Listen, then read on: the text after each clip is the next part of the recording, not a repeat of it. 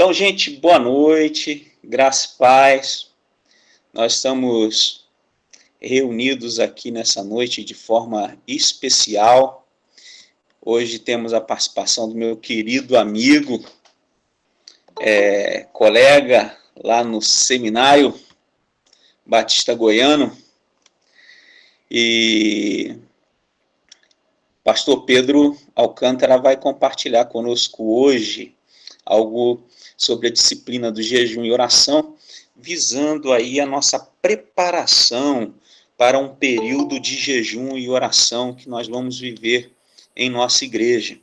Então, para que possamos participar disso de forma consciente e entendendo o objetivo, é muito importante que nós possamos entender os aspectos bíblicos, teológicos, tá bom? Aí dessas duas disciplinas de engajamento, duas disciplinas muito importantes na vida cristã. Pastor Pedro, você tem agora o tempo, tá? E estamos aí dentro do que planejamos para um recado do Senhor. E, meus irmãos, permaneçam com os microfones fechados, por favor. E ao final da fala do pastor Pedro, nós teremos um tempinho para possíveis perguntas e eu quero que você fique bem atento a toda a instrução nesse momento, tá bom? Vamos falar com o Senhor. Deus, eu te louvo pela tua palavra, pela vida do teu servo, a instrumentalidade dele. Que essa instrumentalidade seja a ferramenta do teu Espírito e transmita o que o Senhor quer para a tua igreja. Em nome de Jesus. Amém. Bom, graça e paz, querida igreja. Muito boa noite a todos e todas. Estou muito feliz de estar aqui com os irmãos nesse momento de oração, nesse momento de culto a Deus. Agradeço imensamente o convite do meu amigo, pastor Anderson, por compartilhar esse momento com os irmãos. Principalmente porque é um tema que me agrada bastante. Nós, evangélicos, cristãos, por vezes esquecemos uma riqueza, uma joia da tradição cristã ao longo da história, que é o exercício das disciplinas espirituais. Talvez para muitos aqui seja novidade essa ideia de disciplinas espirituais, mas é que a gente encontra no Antigo Testamento, no Novo Testamento, nos pais da igreja, na igreja primitiva, até toda a história da igreja. A gente precisa resgatar isso. Eu queria, antes de falar sobre duas disciplinas, jejum e oração, fazer uma breve introdução aqui do que será essas disciplinas espirituais, né? O que serão essas disciplinas? Para isso, eu quero ler 1 Timóteo, capítulo 4, do verso 7 ao 8. 1 Timóteo, capítulo 4, do verso 7 ao verso 8. A palavra de Deus diz assim: rejeite, porém, as fábulas profanas e tolas, e exercita-te na piedade. O exercício físico é de pouco proveito. A piedade, porém, para tudo é proveitosa, porque tem promessa da vida presente e da futura.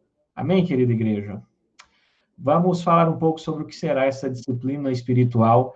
Primeiro, a gente precisa tomar cuidado. O apóstolo Paulo, quando diz que o exercício físico é de pouco proveito, ele está falando de um contexto diferente do nosso.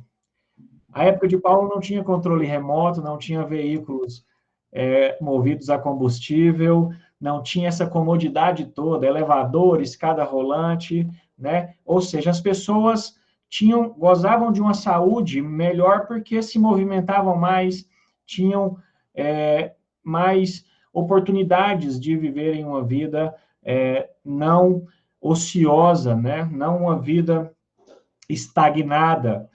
Mas nós hoje estamos acomodados em uma rede de comodidades que, por vezes, dificulta a nossa saúde física também, né? Controles remotos, sofá e tantas outras coisas que têm nos feito viver aí uma falta de atividade física. Mas o que Paulo está dizendo em 1 Timóteo é que a piedade, ela é alcançada por exercício. E muito mais proveitoso do que o cuidado com o corpo físico é o cuidado com a saúde espiritual. Então, se a piedade é adquirida por meio de exercícios, nós precisamos criar hábitos, disciplinas para desenvolver uma vida piedosa. É isso que significa disciplinas espirituais. São os exercícios espirituais que nós praticamos, não para sermos salvos, porque a salvação não depende disso, ela já foi garantida pelo sacrifício de Jesus. Mas os exercícios espirituais servem para que nós possamos desenvolver uma maior maturidade espiritual, uma maior saúde espiritual, nos tornarmos mais parecidos com Cristo.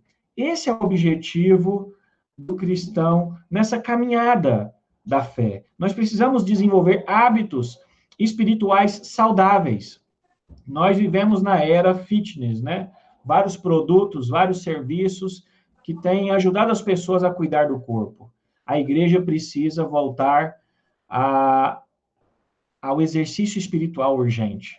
A igreja precisa buscar aperfeiçoamento de uma vida parecida com Jesus. Essa é a ideia das disciplinas espirituais. E para que isso não seja dolorido, para que isso não seja cansativo, forçoso, mas que seja feito com prazer e com alegria, nós precisamos entender que há um propósito nisso, que há uma direção. Talvez os irmãos tenham vivido desafios de fazer uma caminhada diária.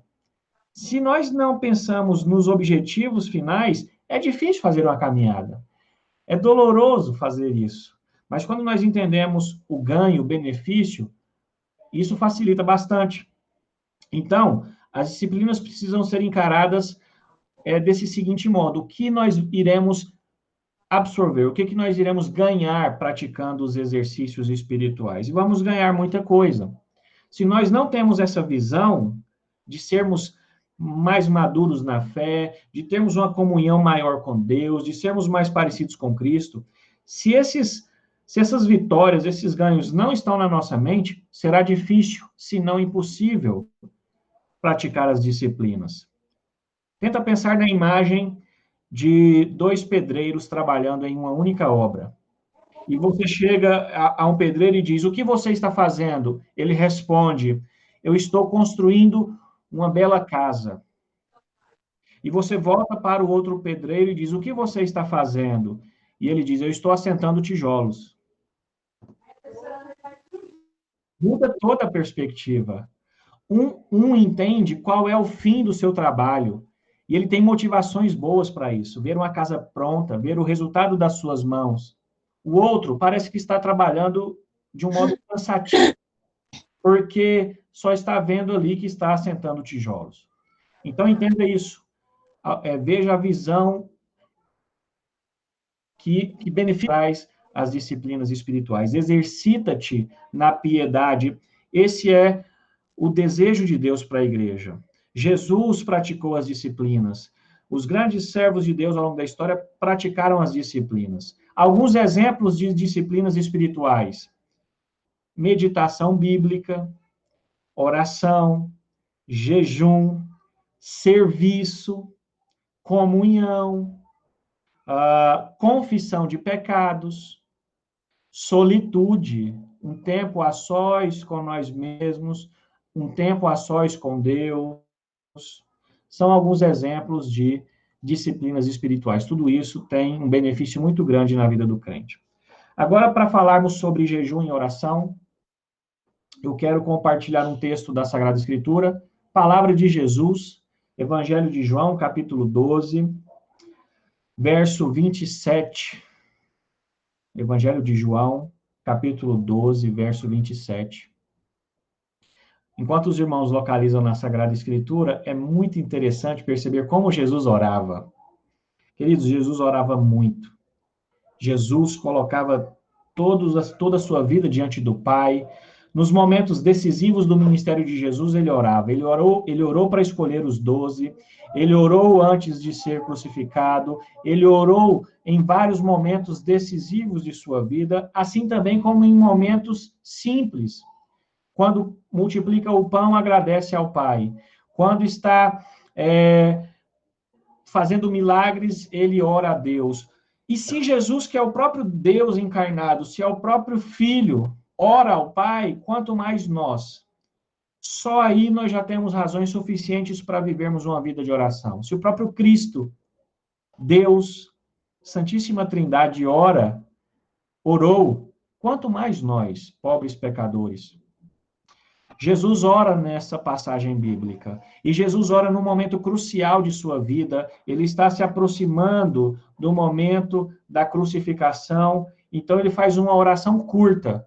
Uma oração no meio do nada, né? Nós vamos perceber como essa oração está num lugar aqui que parece deslocado do momento em que Jesus está vivendo. Ele diz o seguinte: agora a minha alma está perturbada. E o que eu direi? Pai, salva-me desta hora?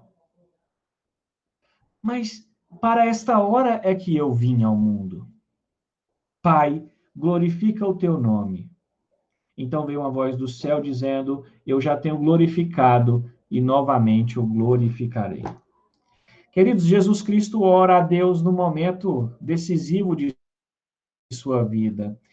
Ele está passando por várias experiências tristes, enquanto humano que era, principalmente a morte de um amigo.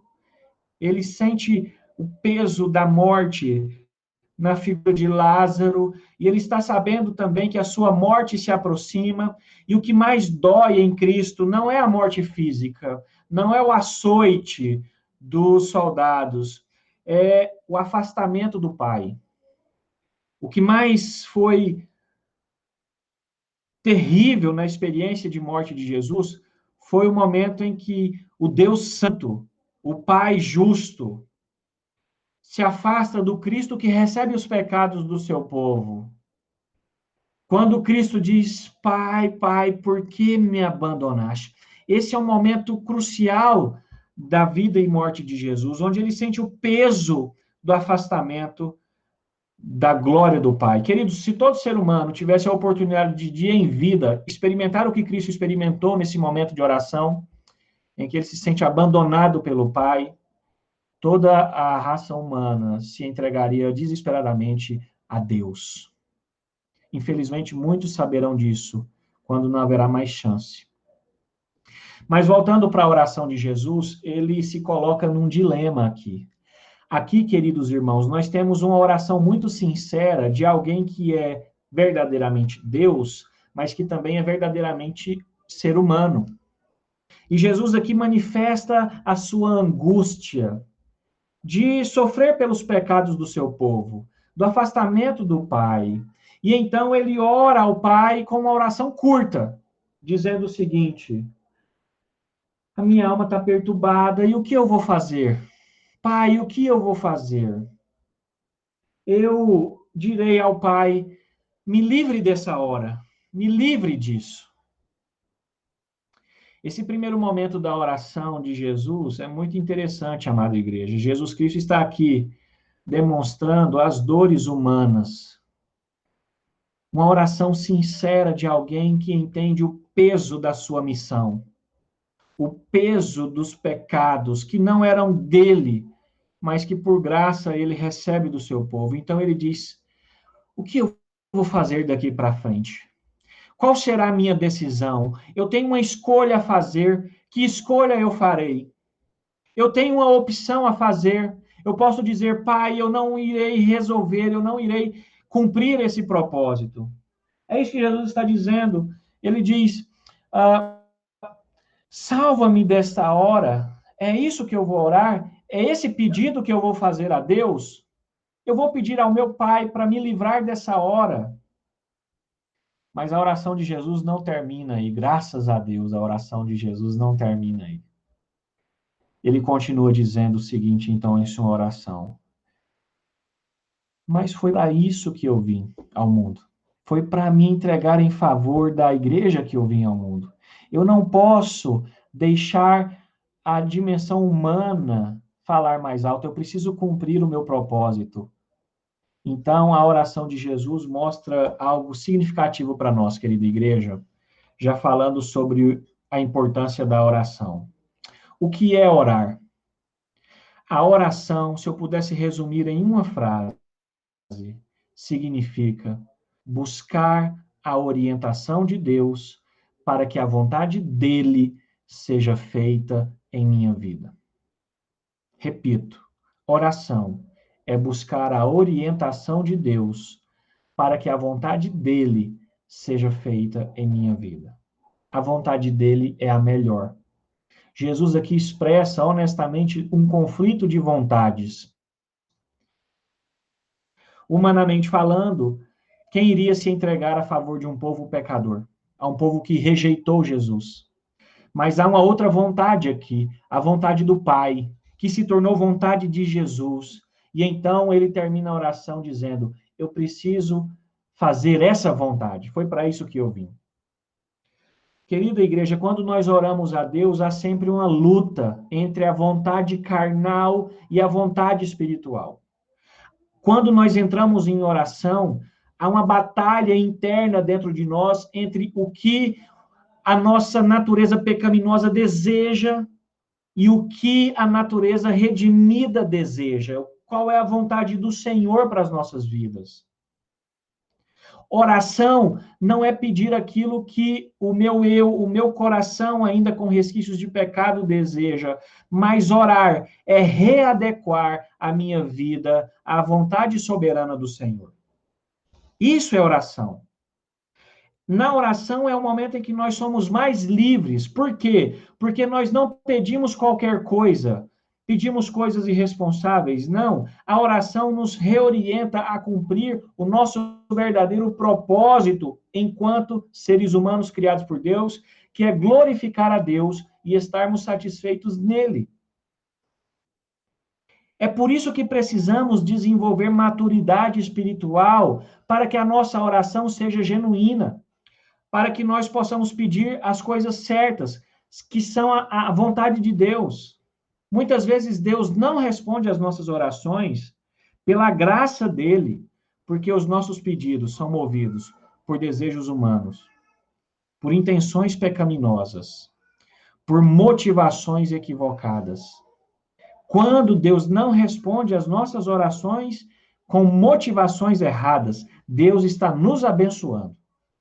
Porque aquilo que a gente acha que é bênção pode se tornar maldição em nossa vida. Deus nos livra de muitas coisas que pedimos, porque isso não seria bênção para nós, seria maldição. Então, oração é adequar a minha vida à vontade de Deus. É orar, Pai, seja feita a tua vontade. Isso é orar. Nós precisamos, então, entender a importância de viver uma vida rotineira de oração. Um dos maiores motivos por não orarmos é pelo fato de que enchemos a nossa vida, a nossa agenda de coisas que há pouco espaço para o momento a sós com Deus. Então, uma das primeiras mudanças que precisamos fazer na nossa vida diária é priorizar um tempo a sós com o Senhor. Organize uma rotina de oração diária. Faça com que a sua casa entenda que você precisa ter um momento a sós com Deus. Eu gosto muito de um testemunho de um pastor anglicano que viveu aí no período das entreguerras, chamado David Martyn Lloyd Jones, conhecido como o último dos puritanos, um homem de Deus, um servo do Senhor. Na biografia de Lloyd Jones diz que quando as pessoas chegavam para visitá-lo e ele estava em oração, a sua esposa dizia: você precisa esperar um pouco para falar com ele. Eu não tenho ousadia de interromper meu marido no momento de oração. Independente do momento em que a visita chegava, aquele momento a sós com Deus era respeitado em sua casa. E, querida igreja, nós precisamos criar esse hábito. É preciso ter um ambiente saudável para orarmos a Deus. para que a nossa concentração se dedique ao Senhor, para que os nossos pensamentos não sejam atordoados por preocupações do dia a dia. A oração é prejudicada quando o nosso pensamento está somente no pagamento da conta de energia, ou numa preocupação diária, seja ela qual for. É preciso criar um ambiente saudável de oração. É isso que o apóstolo Paulo diz em Colossenses capítulo 4, verso 2. Dediquem-se à oração. A oração precisa de dedicação. Não pode ser algo solto, aleatório, sem propósito, palavras decoradas. Não, a oração precisa ser um esforço intencional de busca a Deus. E a gente precisa perguntar a nós mesmos, será que nós estamos orando genuinamente? O próprio apóstolo diz em Tessalonicenses, orem continuamente. A oração, queridos, é uma das principais disciplinas do servo de Deus. A oração é um termômetro da nossa saúde espiritual. O nosso momento de oração, o nosso hábito de oração diária, mostra como está a nossa saúde espiritual. Então, nós precisamos entender o peso, a importância da oração. Os discípulos de Jesus pedem, Senhor, ensina-nos a orar. Quando oramos, também precisamos pedir a Deus, Senhor, aprimore a minha conversa contigo. Imagina uma pessoa que você ama muito. Você conversa com essa pessoa de um modo diferente. Você tem uma linguagem diferente com a pessoa que você ama. Você conhece a pessoa que você ama pela tonalidade da voz dela.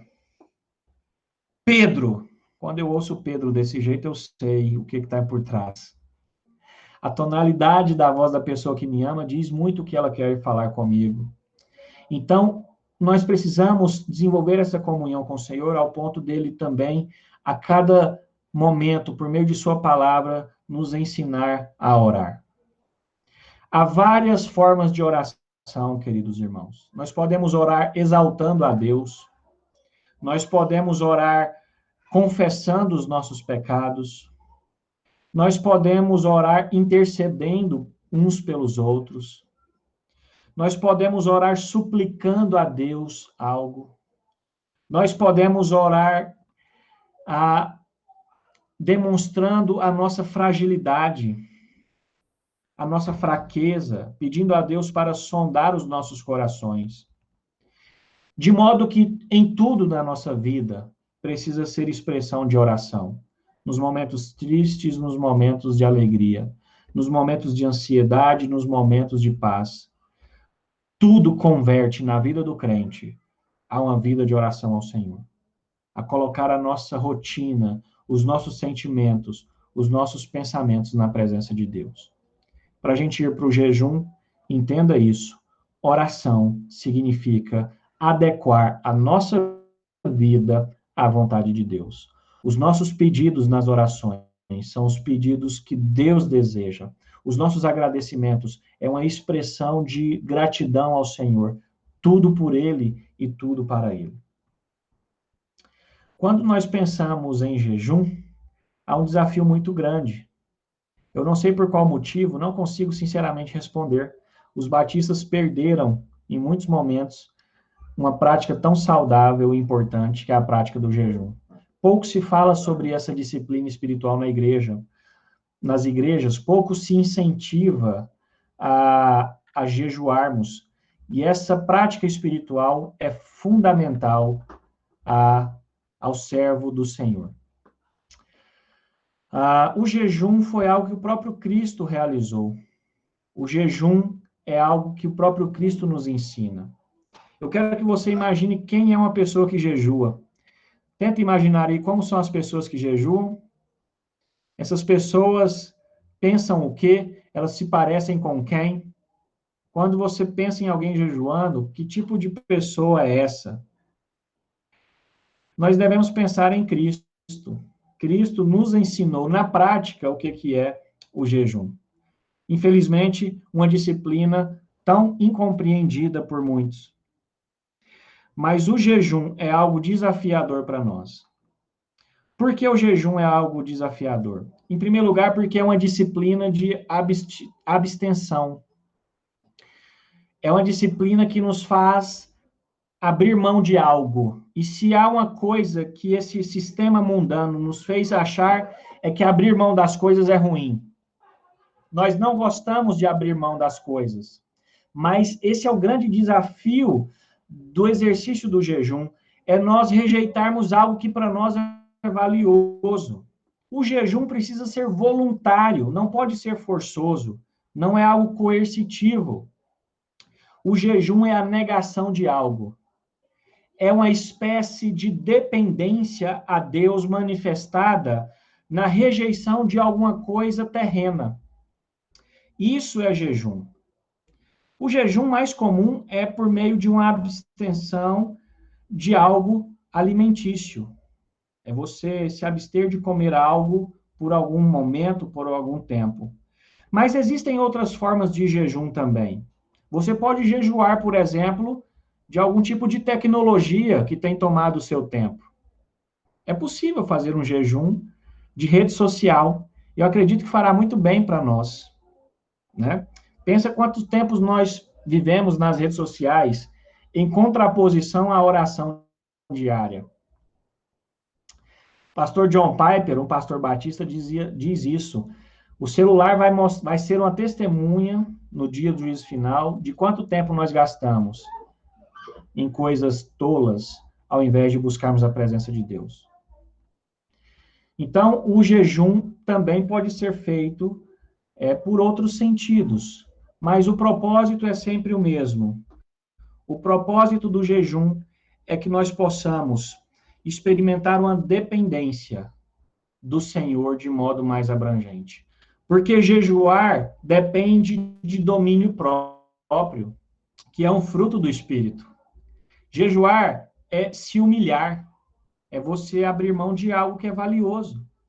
Jejuar é uma atitude de compaixão, é uma demonstração material do amor a Deus. O jejum nos ajuda a lutar contra a nossa cultura consumista, nessa ideia de que precisamos consumir, consumir, consumir. O jejum é uma contramão da pregação mundana. O jejum é algo que nos leva a negar o desnecessário, que talvez a gente pense é necessário, mas a comunhão com Deus experimentada no jejum nos faz nos suprirmos nele, nos suprimos nele. O jejum nos faz ter uma experiência mais profunda com a presença de Deus. É por isso que Jesus jejuava. É por isso que Jesus vencia as tentações, porque ele é Deus e porque ele expressa uma forma correta de comunhão com Deus, e o jejum é uma delas. Algumas coisas importantes no jejum.